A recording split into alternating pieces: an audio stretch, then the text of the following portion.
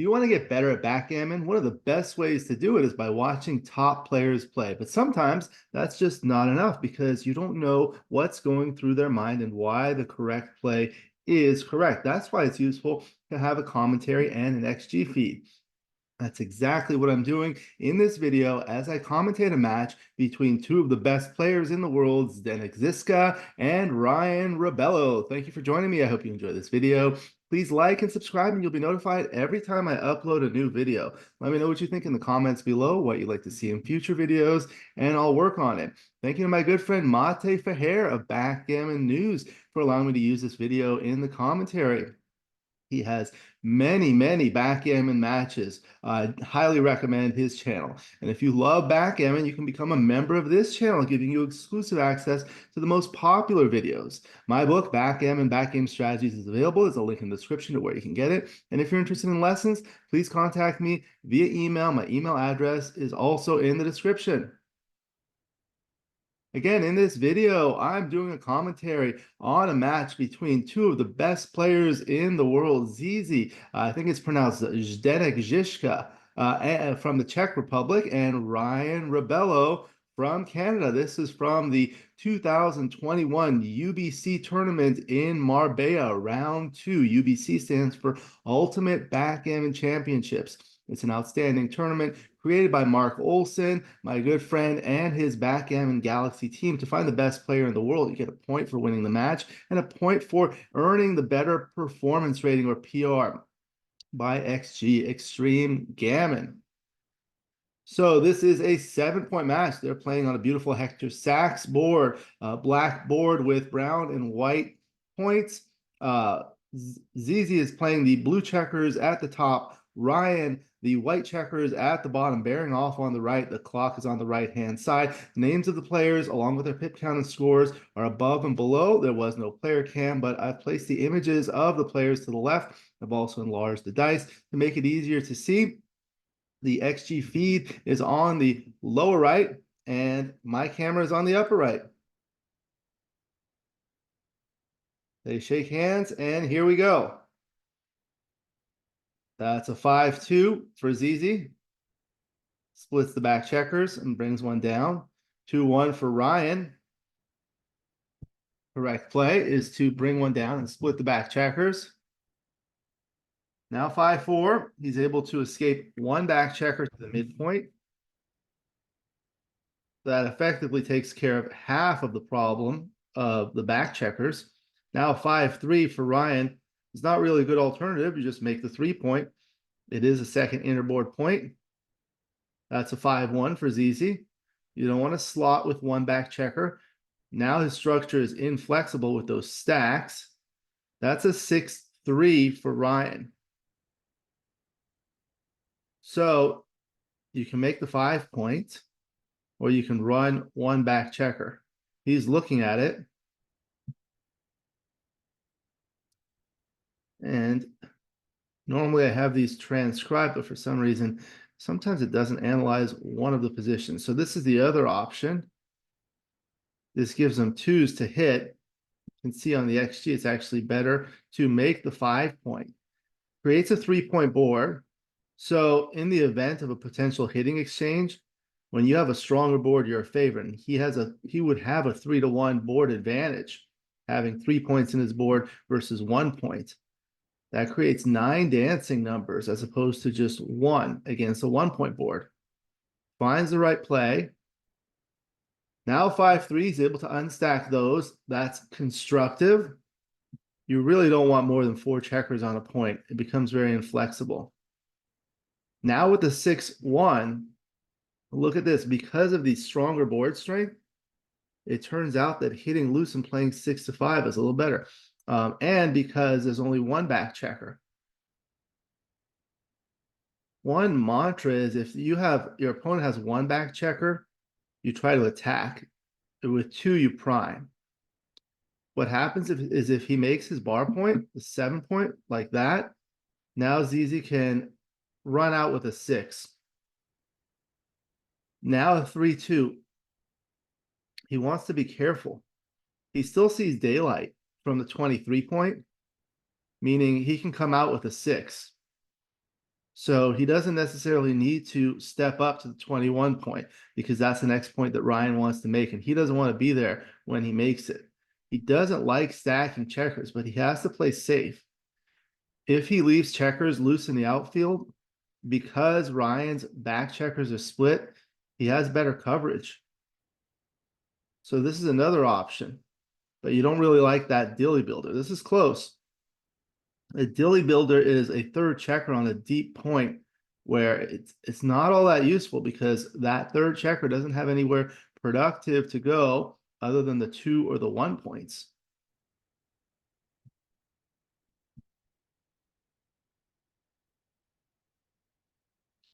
This has to play safe.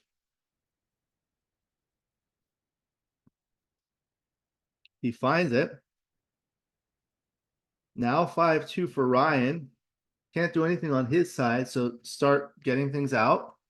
Just brings one out from the 23 point. Now 2-1. He has to play safe, but look at that. Because of the inflexible stack, it turns out to be better to play to 5. Interesting.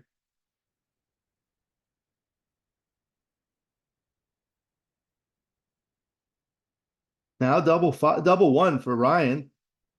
So now you can make the 4 point like that. That creates the best 4 point board, the barrel, and a solid 5 prime. He doesn't want to shift and hit and put a checker on the bar. That's a 4-1 for ZZ. So there's the 4. And the 1 he'll have to lift. He doesn't want to leave blots. He just needs to escape that back checker. Ryan's looking at it. I think no matter what, he's going to double. This does turn out to be a double. You see, Ryan is winning 66% of the games. Usually not quite enough to double, but he's winning 24% gammons versus 7% for ZZ. The reason for that is because even though he's on the bar, ZZ's structure is inflexible with that big stack. There's a 6th checker on the 8 point.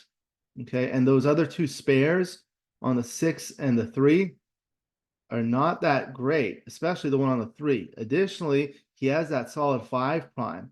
So if they get into a potential hitting exchange, which is not unlikely, he's going to be a big favorite. And ZZ is going to need like a 6-4 to escape all the way. Otherwise, he's going to leave a shot. Double 6 will come around as well in terms of the back checker. So you think about what are the market losing sequences? Well, if you come in and ZZ leaves a shot, then you're a big favorite, especially if you have a lot of numbers that hit. He does find the double. Turns out to be a comfortable take. ZZ's up by 14 pips in the race. 6-4. So there's the 4. And it looks like XG preferred coming out, stepping up in front of the stripped midpoint. 4-3. Nothing better than to hit twice. Now Ryan's looking for a 1 to hit. He gets a double 5. That might even be better. Brings in both checkers. Makes the 5 point board, the beast, 6-3. ZZ cannot come in. Ryan's looking to continue the attack. So now it's all about trying to complete the closeout. So you want to try to bring things around. These decisions are often difficult because you're trying to juggle multiple things on both sides of the board. There's only one checker on the bar. So yeah, this will bring an extra builder for the ace point, but at the same time, you want to ultimately escape those back checkers. 4-3, ZZ cannot come in, needs 1s. Double 6 for Ryan. So there's 2 down and a 3rd and the 4th to create builders for the ace point. He needs a 1. Ryan's winning a lot of gammons. Double 2. I don't think he wants to fish. He's winning a lot of gammons as it is. Doing the other play will allow him to try to get the other checker. Double 6 leaves a shot. Now ZZ needs a 6. 4-2, wrong 6. Oh, double 6 did not leave a shot. Sorry. 6-4, double 5, brings it around and all the way in, trying to save the gammon. 5-3 now. Ryan's going to bear off aggressively.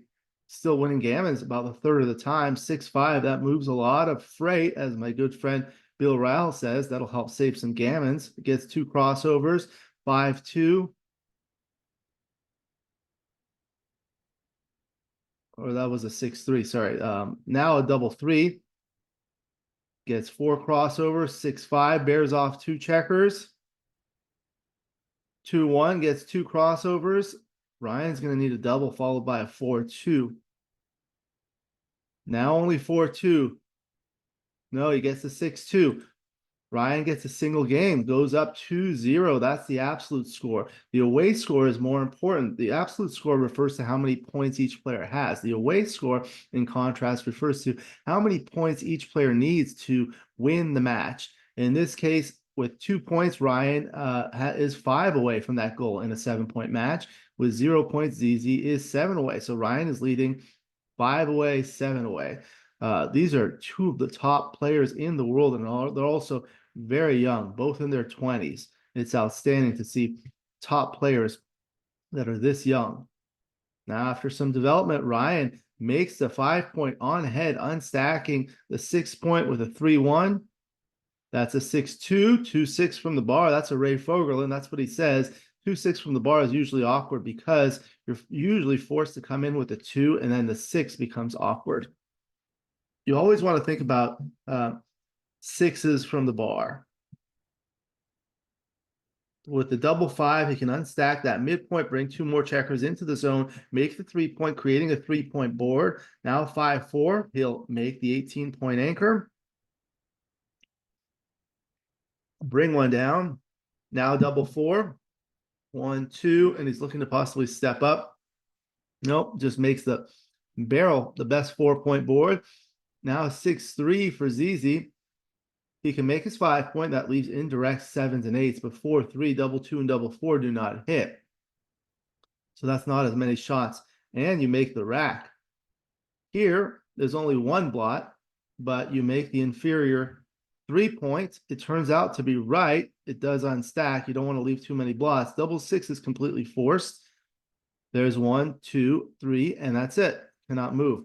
Now, ZZ needs a 6, 4, or 1. Doesn't get it. It's a 3-2. You want to create that blocking point. Now 6-4, 6-1, and 4-1 do not move, along with double 6, double 4, and double 1. And he'll get shots on other numbers. 6-5 is forced. That's another number. Now 4-1, good roll for ZZ.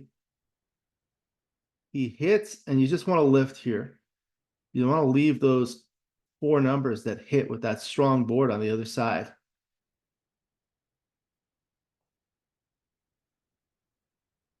That's a 5-1.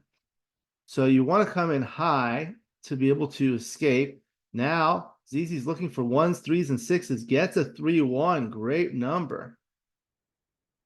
Points on head, makes the best 4-point board. The barrel, 6-1. Good roll, in and out.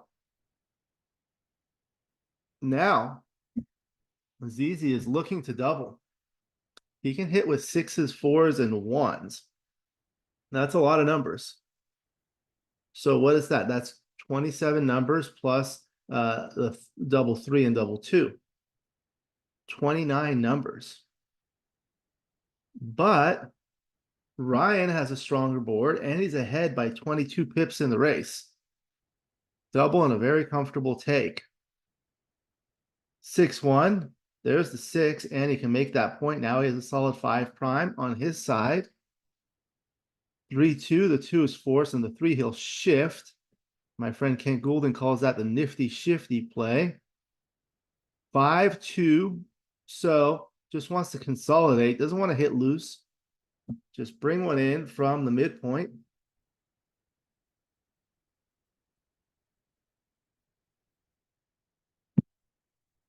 There you go.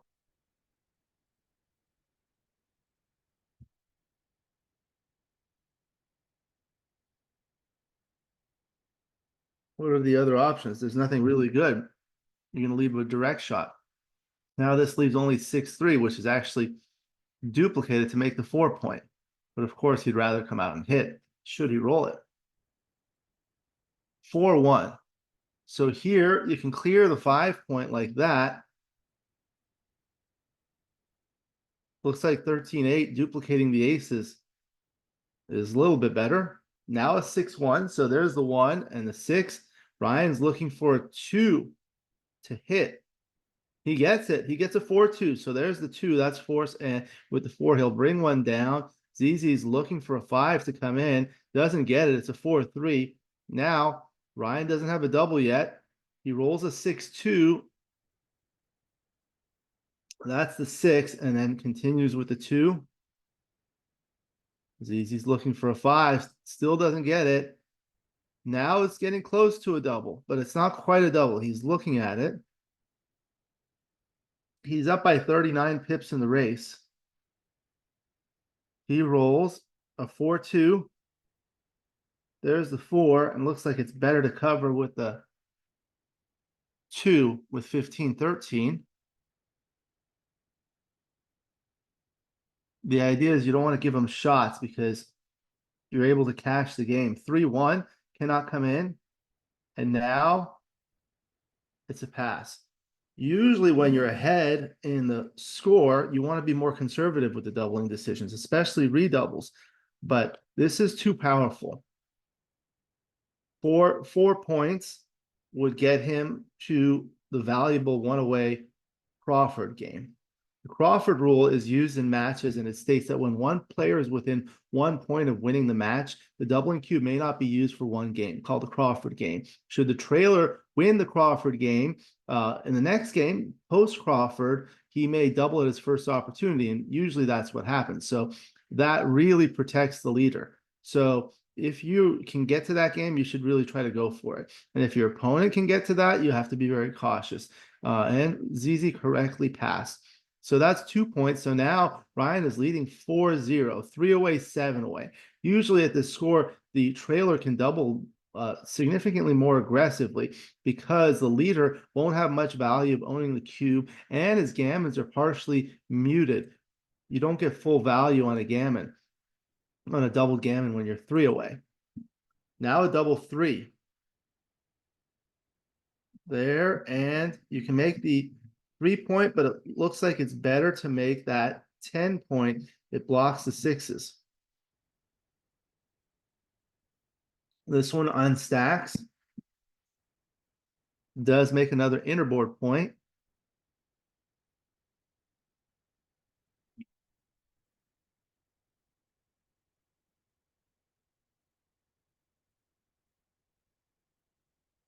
Five, 4 for Ryan is a little awkward. He'd like to cover his 9-point, but then he doesn't have a good 5. So he'll make his 4-point. It strips the 8-point and keeps the stack on the 6-point. Now, because of the score, this is close to a double, but ZZ's only winning 58% of the time with, here, let me put it on there. There we go. 58% of the time with 15% gammons. For those that are not familiar with XG, you can click on the area where it says your winning chances, and here it shows for double take. If you click, it'll show you for no double take like that. But you want to look at double take. So he doubles and he takes double 6. Good roll. You have to attack. That's what you want. You gain a tempo. You put him on the bar. It creates 9 dancing numbers, in which case you have the initiative. And it creates a lot of awkward numbers, like 6-4 and 6-2. So that's a 4-2. Comes in with the 4, and he can bring one down, but you just really want to play safe. You don't want to give him a good reason to break that 18-point with a roll like a 4-5-4 or 4-3.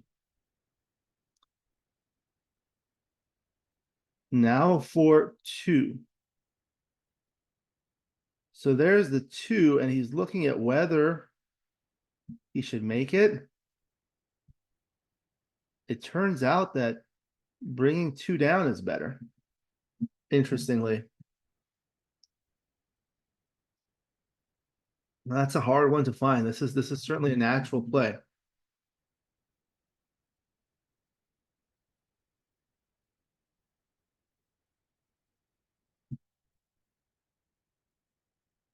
Now 5-1 for Ryan.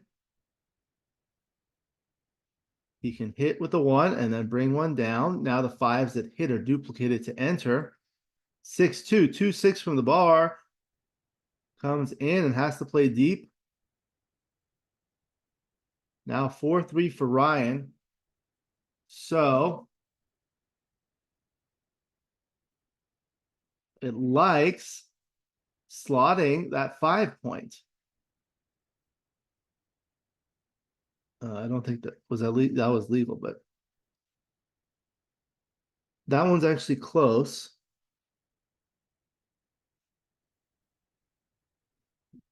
Makes a safe play. 3-1.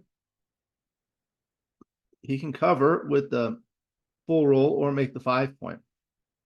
And that's the better play, especially with the blot on the board on the other side. Double 2 for Ryan. Okay, so this one's tough because you can make that point on head, but the issue with that is it strips the 6 point. This one's significantly better, although it does disconnect the back checkers a little bit from the rest of the army, giving up some outfield control. Looks like XG prefers actually bringing 2 down to the 11 point and then 8-4 distributing the spare. So there's a spare on each of the 4, 6, and 8 points.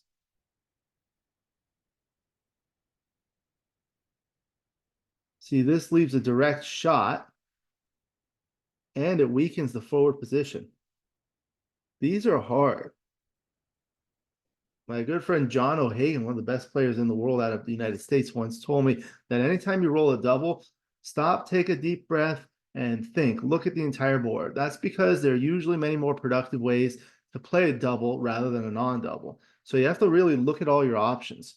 He's looking at this and seeing what happens.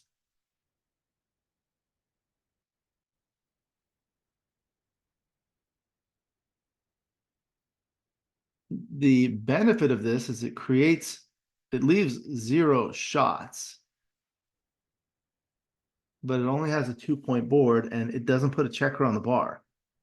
The other play puts a checker on the bar. All right, so now Zizi's looking for a 1. He gets a 6-1. That's the perfect number.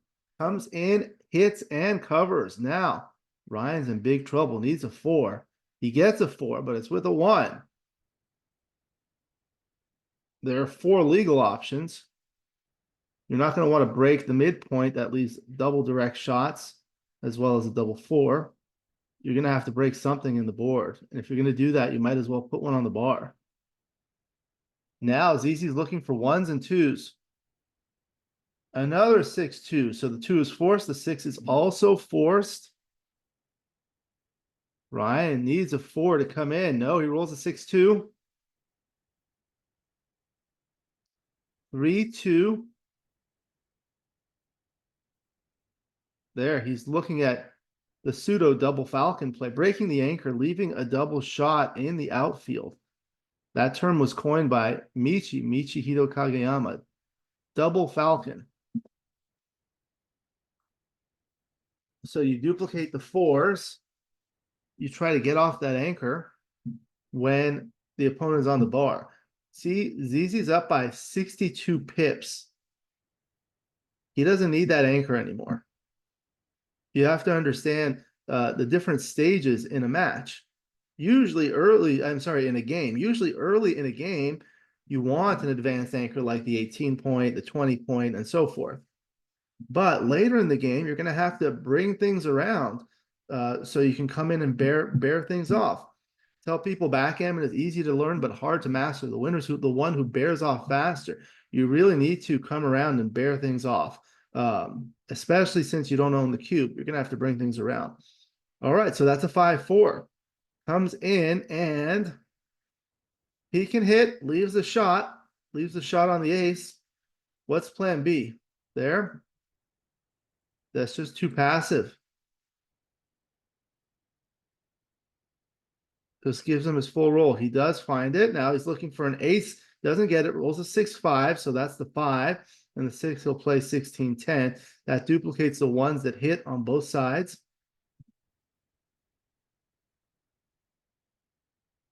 Double 3. Okay. So, again, an interesting choice. You have to see what are your priorities.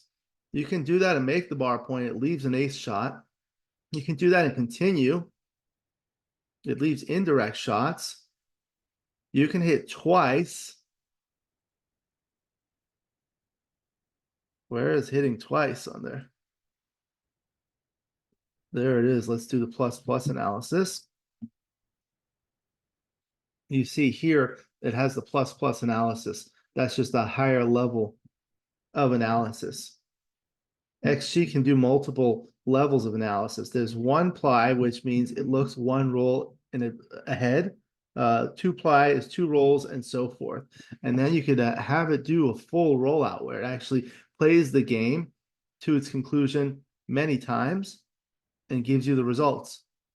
And the plus is a mini rollout. It's a truncated rollout. So he does find the right play. ZZ dances from the bar. Now 5-2, there's the 5, and now you put a spare checker on the 6. That's really useful. 5-1, the 5 comes in. You can't move anything else but that 3-2. Of course, you don't want to break the board. Now 5-3. So he can leave that checker in the outfield. That leaves 8s to hit. That's 6 numbers, but he'll have return shots. Does make the stronger board. Double 1. That's an anti-joker. He can't move off the anchor and he can't move off the 10 point. He's got to do something in his board. He doesn't want to break the 6 point, so this is clear to just play 2 off the 3 point, both to the ace point.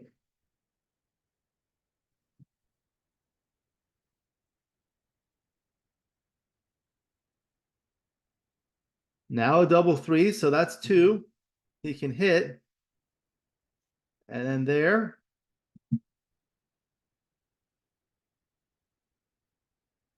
ZZ's looking for 5s and 2s to come in, can't get it. Gets a 6-3. Now 4-2 for Ryan. Just want to play in the outfield. You don't want to leave shots.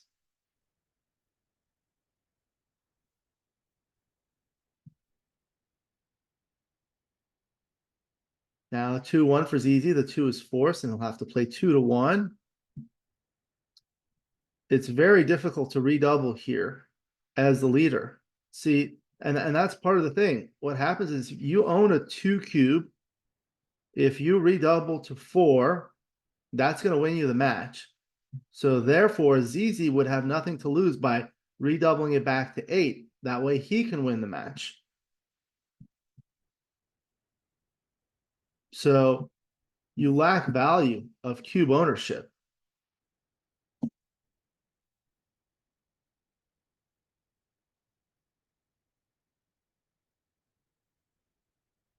You basically have to, your redoubling window is very small. He safely plays that. Double 5. So, it looks like it likes playing 3 out and then the 4th one out also. That leaves only 1 blot. These ones are tough because all the options are very awkward.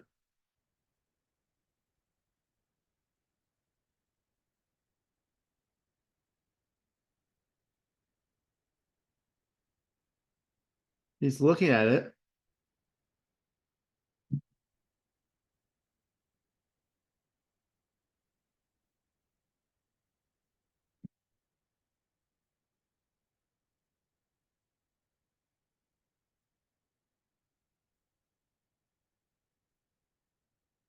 Now Ryan, double 6, great roll. So that's the easy part.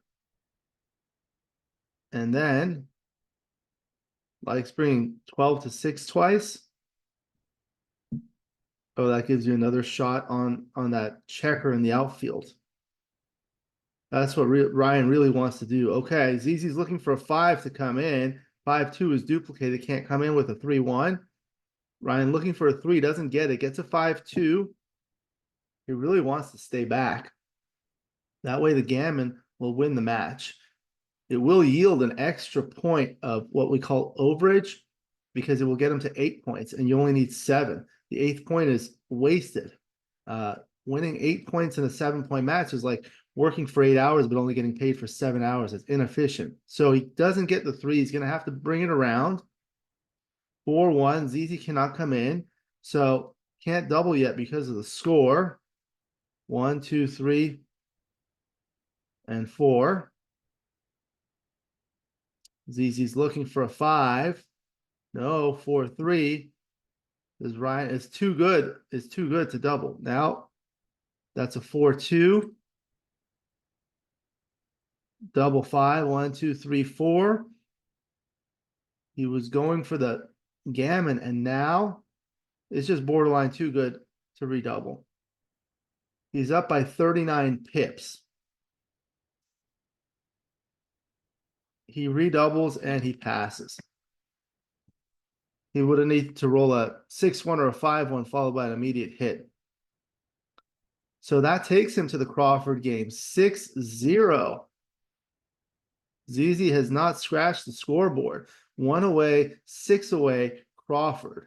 So one of the things you want to think about when you're at an odd away score in the Crawford game versus when you're in an even away score. If you're at an odd away score, a gammon is not valuable. But if you're at an even away score at the Crawford game, the gammon is valuable because then it will require you to win fewer games to ultimately win the match. So there's the 5-1, and now here's an opportunity to split the back checkers. There are a lot of important reasons to split the back checkers early in the game. It provides better control of the opponent's board, makes it easier to extricate a back checker, makes it easier to create an advanced anchor. However, sometimes the blots can be liabilities depending on the number of checkers the opponent has in the zone. Okay, so that's a 2-1, hits and steps up, 22-21. That's a 4-1, so the 1 is forced, and the 4 is awkward. For lack of better alternatives, he just has to hit. Doesn't love hitting and leaving that loose blot, stripping the 8 point and failing to unstack the 6 point. But what's plan B? You can't split into the attack.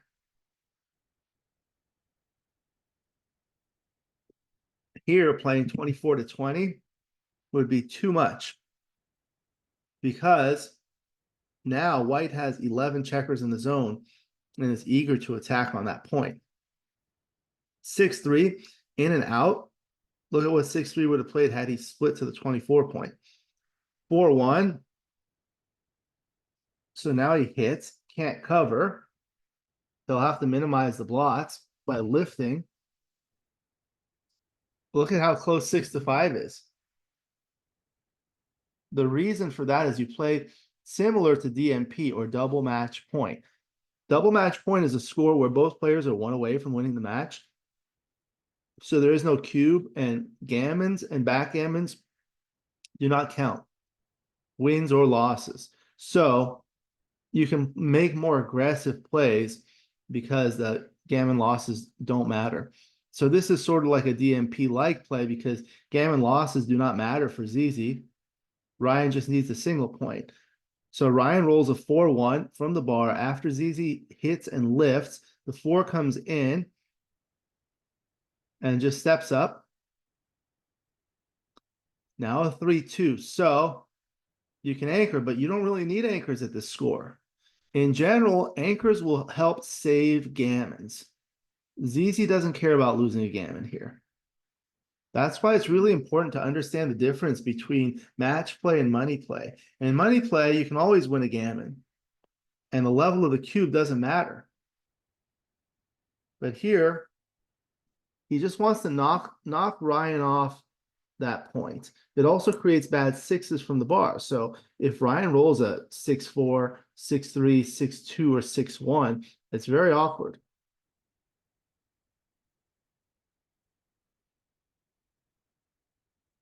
The other benefit of this is it knocks Ryan off from that potentially valuable anchor. It also slots the point that you want to make.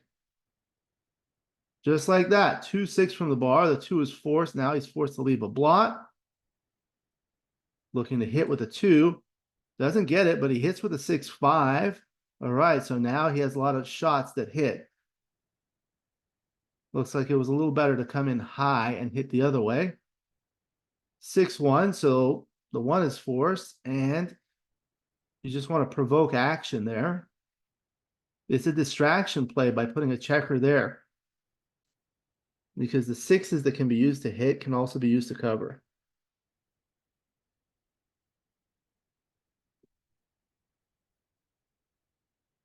You just have to be careful of double hits. 4-3, so he can cover and then make that anchor. Very good. He's looking at it.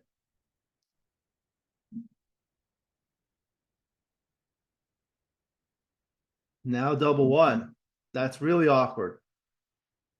The prime is holding up.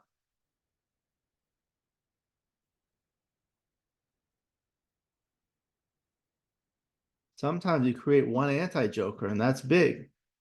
5-4 runs all the way. One roll occurs about 2.8% of the time.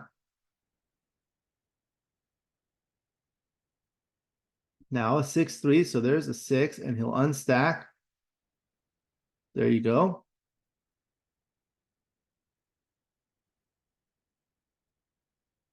That's a 4-3 for Ryan. You can start escaping. You're ahead by 20 pips. Looks like XG prefers playing 13-6. Just keep that anchor. Maybe wait for a double to abandon the anchor. This play is close. Double 5 for ZZ. 1, 2, 3, 4. Makes a 3-point board. The other option is to make the 3-point and bring 2 more checkers down. 4-3 again. Now he escapes his remaining back checker. Another double 1. This time it works because he can make his 5-point. Double 6 for Ryan. That's awkward. It's completely forced. It creates 3 spares on that 2-point, which is very inflexible, as well as that one on the 5 checkers on the midpoint. So now double 2. He doesn't need that midpoint. He just breaks it. Now look what happens when he rolls 6-2 or 6-4. 4-3 comes into the 6-point. Double 6. Okay, so this is completely forced. 1, 2, 3, and 4. Now Ryan is looking for doubles like double 5, 4, 3, or 2. 5-3 is going to come around. Okay, come in. 5-1. So now you cover and you can break. The aces are duplicated to hit and cover. Double 3. That's a great roll for Ryan. That takes care of a lot of his problems. 4-3. Now he can clear with 4s, 5s, and 6s. So slowly he's just going to want to do that. With the 4-3, ZZ's going to bring one in. He'd like to save a 6, saving a crossover, but can't really do that. 5-1, so there, and then unstack the 2-point. Double 4, so 1, 2, 3, and he's looking to continue. So he's down by 16 pips in the race before the roll. So after this, the race will be tied. Given that there are approximately 8 pips on average per roll, he'd be down by 4 pips, so he's a slight underdog in the race. But what's plan B? So now this is going to be a dice rolling contest. Ryan's just trying to bring things in and bear them off. 4-1, going to get the crossover And then slightly better to unstack that 3-point. 6-2 just bears one off. Now a 6-3 for Zizi. He needs to win this game to stay in the match. Otherwise, it's all over. Ryan wins the match if he wins this game. 6-4 bears off 2 checkers. And now 4-1 will bear off 2 checkers. Double 1 takes 1, 2, 3, and then 2 to 1. 3-1 does get 2 checkers off, but it's small. 3-1 for Ryan, bears off 2 checkers. Now Ryan's better than a 2-1 favorite to win this game and the match. 6-3, so the 6 is good. The 3 can't bear off a checker, but he fills in the gap. 5-1. So there's the 5, and then 2-1 is a little bit better because now 3s that don't bear off can be played 6-3 to fill in that gap. 2-1's not good for Zizi. 5-4 bears off 2 checkers. Zizi's going to need some doubles here. There's the 5-1. 5 is there, and the 1 he'll play that way. So that double 5 plays better. 4-1 bears off 2 checkers. 5-4, 2 off. Now a double 6 will win it for him. Next, 6-2 bears off 2 checkers. 4-2. Now he's going to play 5-3 to give himself double 3s. Now, 75% of the time, Ryan finishes in this roll. He does. Double 4. Congratulations to Ryan. Outstanding play by both players. These are 2 of the best players, and it's unbelievable how they play this well. Under a 2. In general, if you play under a 6, it's really good. Under a 5 or under a 4 is Grandmaster. And getting to this level is like a super grandmaster level. So that was a fantastic match to watch. Thank you again to my good friend Mate Feher of Backgammon News for allowing me to use this video in the commentary. He has an outstanding YouTube channel. I highly recommend it. If you enjoy watching backgammon matches, he has many of them and many from the top players in the world. Thank you for joining me. I hope you enjoyed this video. Please like and subscribe, and you'll be notified every time I upload a new video. Let me know what you think in the comments below and what you'd like to see in future videos, and I'll work on it. If you love backgammon, you can become a member of this channel, giving you exclusive access to the most popular videos. Again, my book, Backgammon Backgame Strategies, is available. There's a link in the description to where you can get it. And if you're interested in lessons, please contact me via email. My email address is also in the description. I look forward to seeing you in future videos. And until then, keep rolling your dice.